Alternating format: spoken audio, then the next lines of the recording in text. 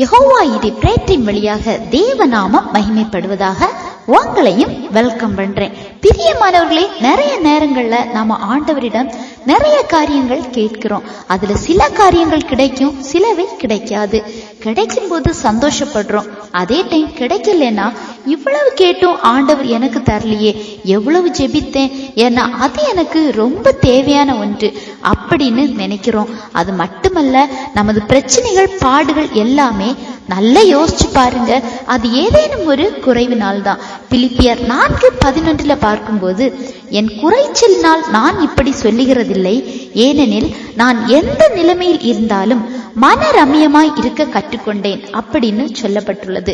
அதாவது எந்த நிலைமையில இருந்தாலும் கர்த்தருக்குள் அதை ஏற்றுக்கொள்ளுகிற திருப்தியான மனநிலைமை.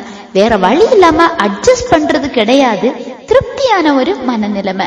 நாம் அவரிடத்தில் நிறைய கேட்கும் போது, நாம கேட்கிற சிலவற்றை நமக்கு அவர் தரலன்னா கண்டிப்பாக அது நமது நன்மைக்காக. அது மட்டுமல்ல, அது நமக்குரியதும் அல்ல. இவை எல்லாவற்றுக்கும் மேலாக உயர்வு தாழ்வு போன்ற ஏற்ற இறக்கங்கள் எல்லாவற்றையும் அவர் நமக்கு கற்றுத்தந்து நம்மை வணையிறாங்க. எல்லாம் நிறைவாக வாழ்க்கையில இருப்பதை விட குறைவுகள் வரும்போது நிறைய பாடங்கள் நாம கற்றுக்கொள்ள முடிகிறது, கூட இருப்பவர்களையும் புரிந்து கொள்ள முடிகிறது. இப்ப சொல்லுங்க, குறைவுகள் வழியாக நாம வணையப்படுறோம் தானே?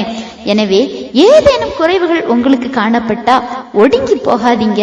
அப்பா எதுவானாலும் உங்க சித்தப்படி தாங்க அப்படின்னு கேளுங்க. அது போதும்னு திருப்திப்படுங்க.